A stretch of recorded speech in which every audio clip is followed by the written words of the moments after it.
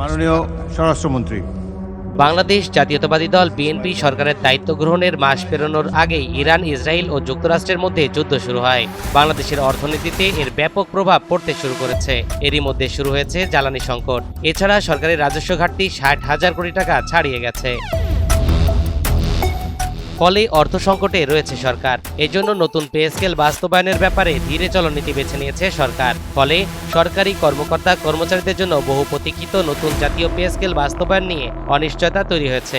তবে pay scale বাস্তবায়ন নিয়ে জাতীয় সংসদের অধিবেশনে আলোচনা হওয়ার সম্ভাবনা রয়েছে। 2025-26 অর্থবছরের বাজেট সংরক্ষিত 40,000 কোটি টাকার প্রায় পুরো অর্থ ইতোমধ্যে অন্য খাতে ব্যয় করা হয়েছে।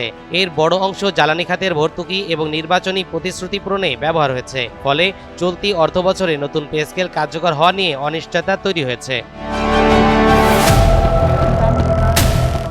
অর্থ বিভাগ বলছে সংরক্ষিত অর্থের মধ্যে 24,000 কোটি টাকা দেওয়া হয়েছে জ্বালানি ভর্তুকিতে। কৃষকদের ঋণ সহায়তা ও সামাজিক সুরক্ষা কর্মসূচিতে বরাদ্দ দেওয়া হয়েছে 15,000 কোটি টাকা। ফ্যামিলি কার্ড প্রকল্পের জন্য 38 কোটি 7 লাখ টাকা খরচ হয়েছে। ফলে পে স্কেলের জন্য সংরক্ষিত 40,000 কোটি টাকার মধ্যে 39,038 কোটি 7 লাখ টাকা খরচ হয়ে গেছে এবং 961 কোটি 93 লাখ টাকা অবশিষ্ট রয়েছে।